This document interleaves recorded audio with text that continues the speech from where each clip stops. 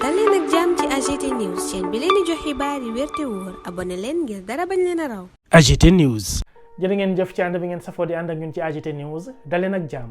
ba tey ñu ngi ci mbiri Ousmane Sonko di wane parcours am ak fi mu jaar ba yegg si fii tey ba muy présenté livre bi nga xam ne moo di solution digtal nañ leen ko ak ki nga xam ni moo di Maïmouna Ndour Faye moom Ousmane Sonko jëflante na itam ak ki nga xam ni moom moo di Cheikh Yérim Seck benn waxtaan bu am solo. comme niñ koy waxee jàpp nañ ñun ne moo waral Ousmane Sonko gars yi tàmbali woon ko di bàyyi xel yenn journalistes yi chroniqueurs yi ñëpp commencé sax di am benn dent contre lui na dañoo gis tontu yu am solo yi muy indi teg ko ci xam-xam ba ñenn ñu bëri ñi nga xam ne nit ñi dañ leen tegoon fu kawe mu commencé di leen démystifier ba moom Ousmane Sonko mu am dayo bi mu am ba yegg si fii tey fal Bassirou Diomaye Diakhar Faye mu nekk le 5e président de la République du Sénégal dañuy teewlu waxtaan bi nga xam ni dox na ci digganteem ak ki nga xam ni moo di Cheikh Yérim Seck question yam ko posé ak tontu yu net yu am solo yi nga xam ni moom la ko Ousmane Sonko daal di indil bu ñu noppee di gàtt ci suñu jàngat bu leen fàttee aimé vidéo bi partagé ko ngir ñu bëri daal di ci mën a jot ngeen abonné wu itam ngir dara ci suñu ay xibaar ak i jàngat bañati leen raw ñu teewlu Ousmane Sonko ak Cheikh Yérim Seck. ñaari yëf waral sama teewaay bu njëkk bi mooy Ousmane Sonko dafa am lu ñu bokk mooy université bi ñu jóge bi ci topp mooy ma rafetlu lool xalaat bi mu am di laaj réewum Sénégal taxaw tëju ñaari weer bind ci Sénégal wax xalaatam bi ma ko waxee dama ni ko lu ma doon def naa ko bàyyi je suis d'accord à 200% parce que pour man politique nii la war a demee. parce que démocratie yi dem yépp bu élection jubsee yëf yi du xastante du xeex du xuloo ku ne da ngay ñëw wax réew mi fan nga ko nar a jëmee Sénégal yi fi nekk ay mag yi jëmm leen ñu am xel ñu déglu ñépp li ñu proposé après ñu tànn man pour man lan laa gisee démocratie. Ousmane Sonko dafa am ñetti question yu ma lay posé ci yow ci sa bopp ndax programme baax na lool waaye nit kiy doxal programme bi moo ëpp solo. ndax façon programme bu nekk gis nañ ko Sénégal tey mais programme bu ne li ci ëpp solo mooy nit ko koy doxal dafa am ñetti questions yi lu ma bëgg a posé ci yow maa ngi gis ni yaa ngi am sikkim dégg naa ni it am nga ñaari soxna yoo xam ne ñoom ñëpp dañuy muuru dama bëgg a xam ba xam yow da nga bokk ci Sénégal ñi ñu woowee Ibadou Rahman loolu mooy sama première question beneen bi ci topp mooy yow da ngaa bind ci livre bi nga bind ci ni soxna si def leen ndànk rek li ma war a laaj moom faaw ma laaj ko parce que dañuy waxtaan te faaw yëf yi leer ci bopp réew mi donc moom tàccoo bañ a tàccoo ci yam faaw ñu waxtaan donc Ousmane beneen bi ma lay laaj mooy yow da nga bind ci livre bi ne sa leen lay fay comme député da nga ko faaj ñeenti xaaj ñetti xaaj yépp da nga koy jox askan wi ak ñi ko soxla ma bëgg la laaj beneen xaaj bi ci des nan ngay def ba fay ci ndox fay ci courant dundal ci sa ñaari soxna dundal ci sa ay doom maanaam xaalis bi ngay dundee fan la jóge parce que man jàpp naa ni benn xaaj bi mënta mat loolu ñetteelu question bi ma lay posé da nga wax dama dégg lu baree bari nga naan système bi te bu ma liiree livre bi aussi tout le livre suit une logique binaire yow da ngaa jàpp ni yow ci peuple bi nga bokk jàkkaarloog système bi te ma jàpp ni yow Ousmane Sonko tu es l'incarnation parfaite de l'homme du système c'est-à-dire bu ñuy wax homme système dëgg-dëgg ci Sénégal mooy yow parce que école bi ñuy formé ñi nga xam ne ñooy branche système bi ci nga bokk benn deuxièmement nga exercer métier boo xam ne métier waa système bi la pendant 15 ans pare nga nekkaat ci système bi parce que député nga donc nekk ci nguur bi donc man système bi ngay wax mooy ban système parce que man damaa jàpp ni yow bu ñu naan système Sénégal yow yaay kenn ki ci njëkk question bi ci mujj nag question la boo xam ne nii yow yaa ko bind parce que da nga ni ñi la dàq dañoo yàkkamti waaye bu ñu yàkkamtiwul woon yow bi nga defee 15 ans impôt da nga naroon a dem parce que yaa ko bind waaye est-ce que de loolu moo tax donc nga doon jéebaane ak di tooñ ak di wax li nga doon wax yépp ñu dàq la maanaam est-ce que da ngaa bëggoon a rafetal sa dàq moo tax nga def li nga def loolu mooy question yi loolu bëgg a poser ci yow Ousmane Sonko. Ousmane Sonko. Cheikh Yérim jërëjëf man ñetti question yi wala ñeent la finalement dootul ñett am nañu solo ma feddali ni ñoo bokk université bu ñu jógee mais taxul ñu miinante ndax xamante wuñu woon ca université boobu def naa bi ñu xamanteeg léegi su bëree bëri ñeenti weer wala juróom la def wala bi ñu njëkkee toog waxtaan nga laaj fi ñeenti laaj yoo xam ne bu ci njëkk bi defe naa Sénégal ba mu daj je suis le seul homme politique bu ñuy laaj lan nga ci wàllu gëm-gëm Sénégal ba mu daj je suis le seul homme politique Sénégal ba mu daj bañ bu ñuy laaj lan nga ci wàllu gëm-gëm du lu ma gêné nag te dinaa ci tontu mais dama bëgg rek wane ni laaj bi ci boppam mi ngi induire stigmatisation d'une catégorie de Sénégalais loolu mooy premier problème bi muy Sénégal ku fi am sikkin sa jabar di muuru bokkoo Sénégal nekkoo citoyen te loolu bu ñu ko appliqué woon moom defe naa du murit du tijaan du xaadar du layen parce que li ñu wax yépp weesuwul ay mandarga nekk jullit mandarga islam ma profité ne débat bi ñu élection bi ñu jëm am na ñoo xam ne tey ñàkk programme ñàkk gis-gis am profil yoo xam ne sénégalais yi seexlu nañ ko ak ñenn ñoo xam ne parce que système bi dafa tooyal seen ceeb waxuma la de Cheikh Yérim ñooña ñëpp ñi ngi fexe ba élection yi ñu jëm du doon élection bu ñuy débattre ci programme ak avenir Sénégal waaye élection bu ñuy débattre ci lan mooy murit ak lan mooy xaadar ak lan mooy layen la bu leen ko nangu parce que du loolu mooy enjeu bi Sénégal bu baaxee baaxal Sénégal yëpp waaye bu bonee bonal Sénégal yëpp tey amul ku amul xeet wala diine wala tarixa boo xam ne amul nit ñu fa bokk te ñu ngay souffrir parce que réew mi doxul lay suy war a doon suñu yitte mooy nu ñuy def ba Sénégal baax te sénégalais bu ko war a mën a def moo xam athée nga moo xam chrétien nga moo xam jullit nga moo xam témoin de Jéhovah nga moo xam ci biir jullit ci tarixa bi nga bokk wala bii wala bokkoo fenn su dee sénégalais bii moo yor li ñu soxla ci xam-xam si njub ci loxoy set ak ci bëgg réew mi nañ ko teg ci bopp réew mi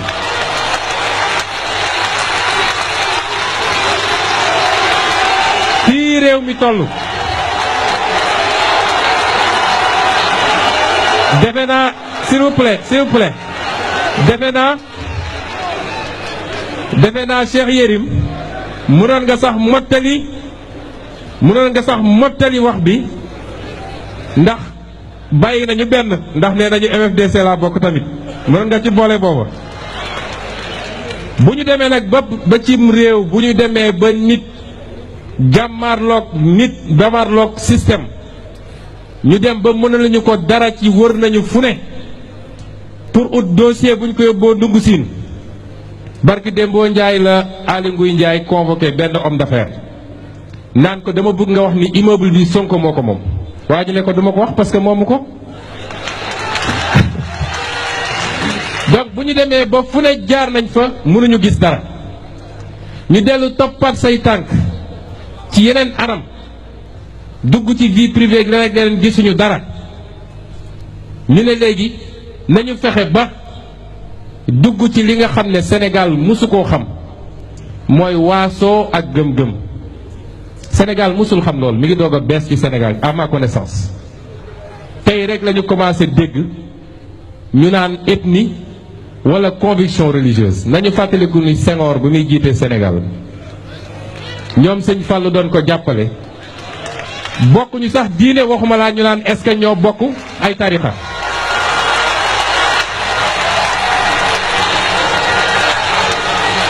kon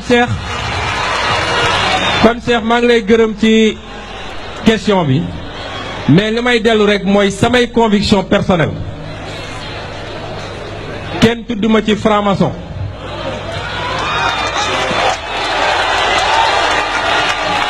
te yàlla xam na ni boo dindi woon franc-maçon ci système bi dara dootu fi des kenn tudduma ci li may bañ a tudd te ñu bëri ci kenn musul ne Ousmane Sonko sàcc na fukki dërëm te ma nekkoon ci position boo xam ne mënoon naa jël ay milliards samay moroom a nga ci nekk di politique ci faneen waaye gis ngeen ni ay milliards lañu yor kon loolu mooy li war a yitteel sénégalais yi la ca des nag mooy maa ngi sant yàlla ndax fépp laa bokk bu ma demee Touba day mel ni sama kër laa ne ñu yaatal ma fa teral ma berne ma bu ma demee Tivaouane même chose barki de bi ma demee seeti sëñ Maodo daf ma gis rek laxasuma ne ma sama doom jaa ngi nii maa la bëggal sama xol te gisee gu ñu woon kon soo liiree parti bi ma développé ci lool di nga xam ni man maay le prototype abouti et parfait du Sénégalais fépp laa bokk. nga ne ci ñaareel question bi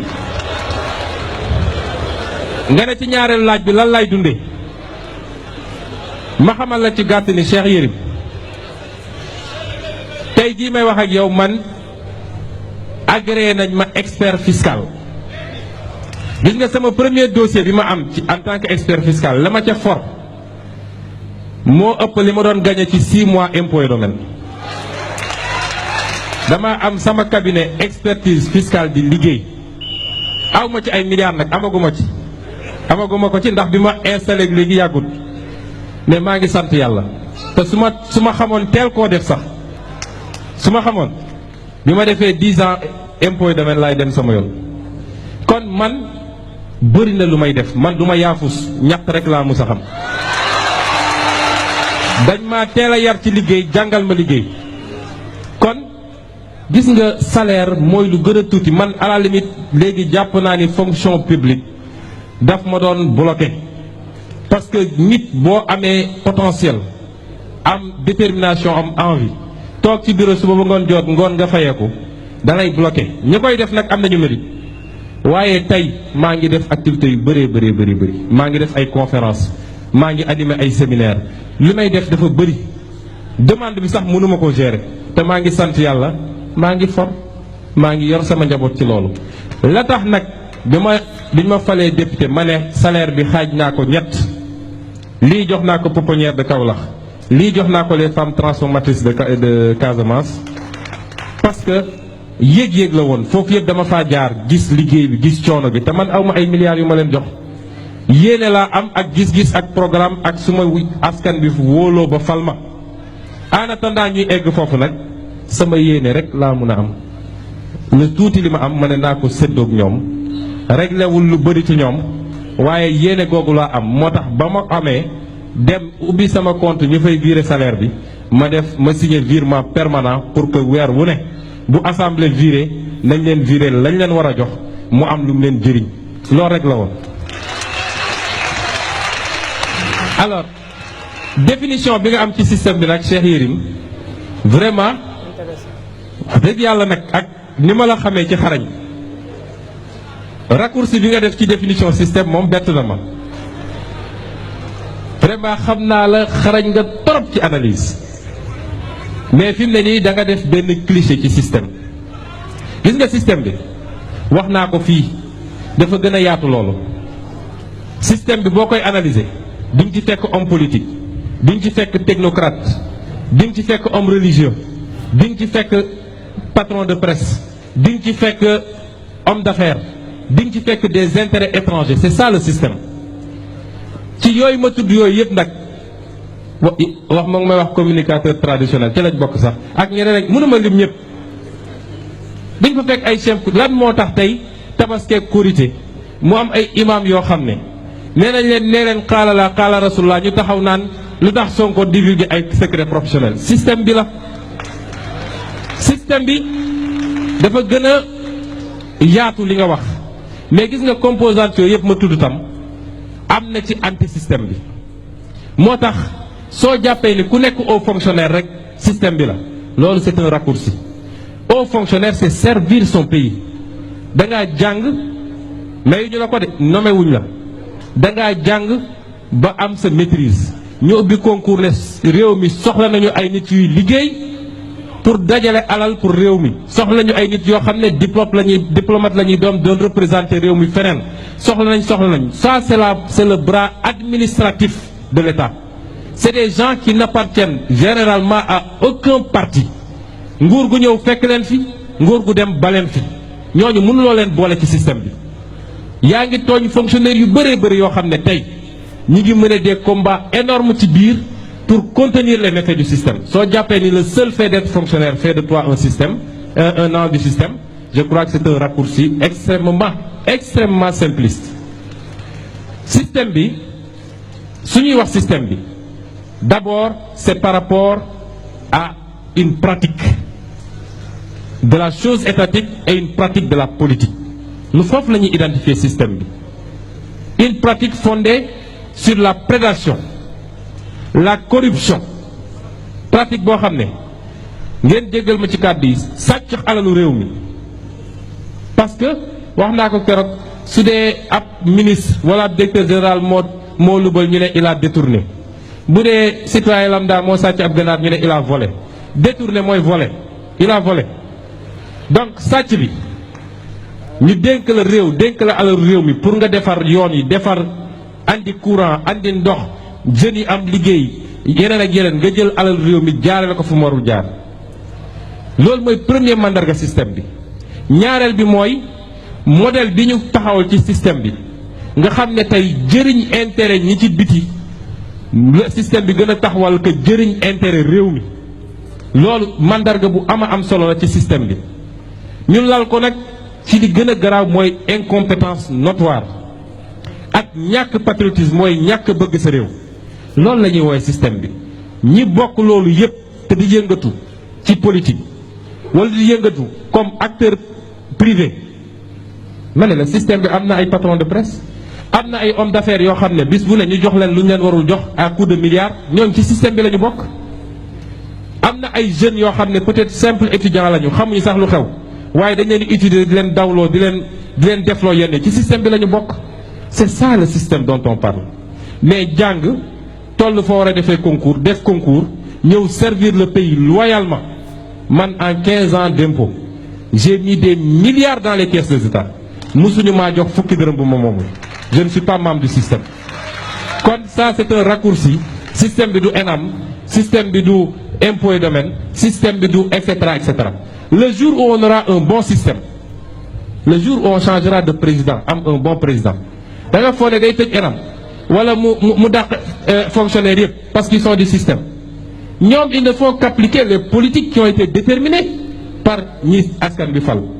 bis bu ñu amee président bu def de bonne politique orienté leen ci ñu dem liggéey ñi ci baax ci ñoom kon mënuma d'accord ak analyse bi nga def ci système bi. Alors provocation pour quitter non je crois que bien avant ça déposé woon na ñi xam nañu te dama bëgg ñu jox ma détachement ma dem defi leneen ñu ne duñ ko fi def boobu c'était en 2015 un an bi ma commencé politique def un an la bul fàtte ni août 2016 lañ ma radié léegi est-ce que dama waroon a man ralentir sama activité politique parce que simplement fonctionnaire la ou bien ni ma yéegee politique ak ñi ma àndal dama ak li nga xam ne mooy li ñu parti bi dama ko war a incarner dama ko war a defee su dee nag Sénégal soo doonee haut fonctionnaire sa statut général ne la am nga sañ-sañu def politique ñi bëgg la gëmloo ni soo bëggee def politique demal ci nguur ga waaye bul dem opposition tey Amadou Ba inspecteur des impôts la ni man Mamour Diallo inspecteur des impôts la Abdoulaye Daouda Diallo inspecteur des impôts la keneen ak keneen bis bu dee ñu génn taxaw ne Macky moo gën a rafet ci Sénégal moo gën a jekk moo ëpp xam-xam man may inspecteur des impôts su ma nee Macky gënul rafet ci Sénégal ñu daa xam loolu mooy débat bi ñu war a poser mais su ma nee man amoon naa yéene dem loolu bien avant may dugg politique ba may nekk ENAM déjà ñi ma miin dëgg dañ doon toog di waxtaan xaw ma ndax Ablaye Niane mi ngi fi ñun suñu promotion ñaari direct la ñu woon ñaar ñëpp dem nañu sax Ablaye Niane ak man mii dañ doon toog di waxtaan ma ne ko saay man fii du sam place quoi man daal je ne me vois pas dans l'administration mais dinaa ut expérience dinaa liggéey dinaa et cetera mais am na fu muy toll dañuy dem suñu yoon donc ça n'a rien à voir avec une provocation pour et si c'était le cas ça veut dire que waa ji ñu jàkkaar loolu cuune la ndax jox na ma kon li ma bëggoon donc loolu laa mën a tontu Cheikh Yérim par rapport ak ñeenti question yi nga laaj. ñoo déggandoo président Ousmane Sonko kaddu yi nga xam ne yëkkati na ko jëmale ko ci digganteem ak ki nga xam ne moo di Cheikh Yérim Seck